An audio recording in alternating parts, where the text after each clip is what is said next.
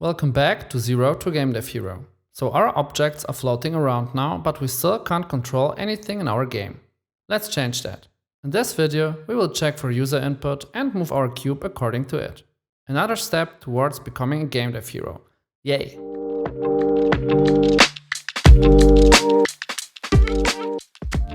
I hope you have watched the if-else video because today we are going to need if statements. In the last video, we have created a component that moves the objects. In this component, we take the transform position and add a value to it so that the cubes move in that direction. Let's add an if statement around that because we want that the cube only moves when a key is pressed.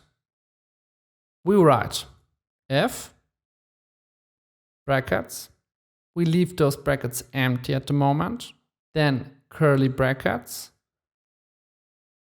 And we close the curly brackets just after the statement.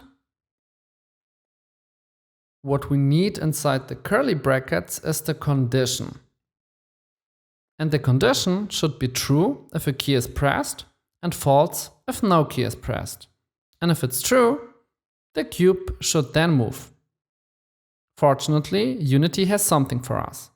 There is an input class, and this class has some useful methods related to input. There is, for example, the method input get key.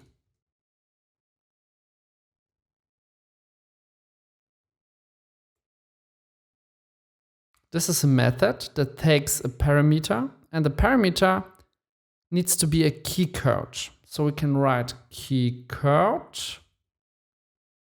and space. For example,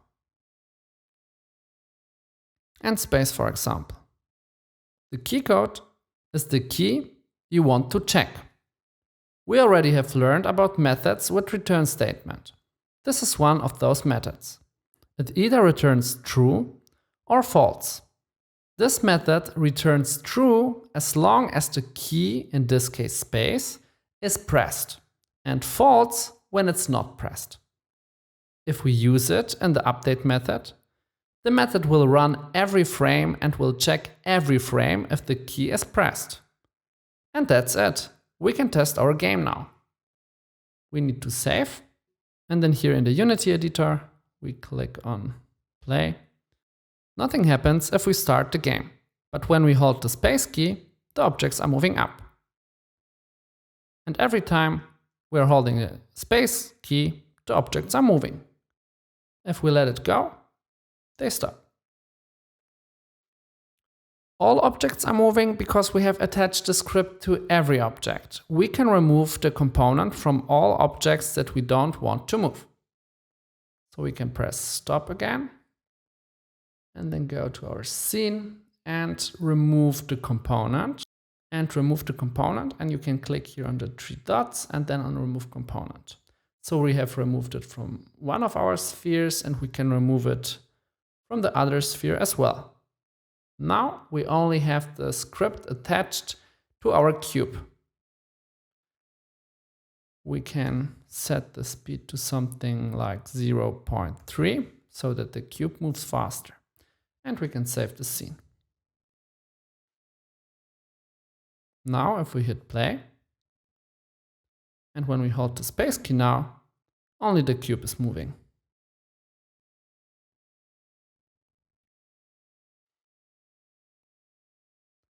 Because the cube is moving up, we can replace the space key code with an up arrow key code. And now we can copy the whole if statement and paste it right under it again. Like this. And here we can replace the up arrow key code with down arrow key code. So now our update method will check both keys. Here in the new if statement, we should not add the vector, but subtract it. And now guess what will happen? The cube will move up when we press the up arrow and down when we press the down arrow. That's really cool. So now you know how to check for user input. There is a lot you can do with that. I have a little exercise for you. You can try to display a message every time you click a key. And you can also try to implement movement to the right and to the left. Pause the video and try to implement it by yourself. Okay, so let's do it together now. For the first exercise, we can just copy one of the if statements. And here we can replace the up arrow with space again, for example. And instead of the transform position plus equals statement, we can write debug log.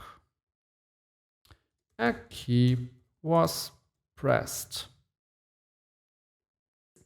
And you maybe have noticed the problem already, because get key is always true when the key is pressed. And because we are checking this condition every frame, the text is displayed every frame in the console. So what we can do, we can replace the get key with get key down. Get key down is only true one time. It's true in the moment you press the key, and only in this single frame, get key down will be true and false after it again. So if you write get key down, this will be only executed when you press the key. For the second exercise, we can copy those both if statements and paste right under the other ones. And here we can replace up arrow with right arrow and down arrow with left arrow. Now we need to add the value not to the y-axis, but to the x-axis. So we can cut it out here, write a 0, and then paste it here at the x value. And we can do the same thing for the other statement. And because we already have the plus and the minus here, that will work. So now let's test it out. So when you press up now, the cube is moving up. If you press left or right, the cube is moving as well. And down. So all the arrows are working. And if you press space, we can go here to the console, and if you press space, the message is displayed in the console every time you hit space. Perfect. I hope you enjoyed this video, and I would really appreciate it if you would subscribe to my channel, because it supports me a lot. If you have any feedback or questions, leave a comment.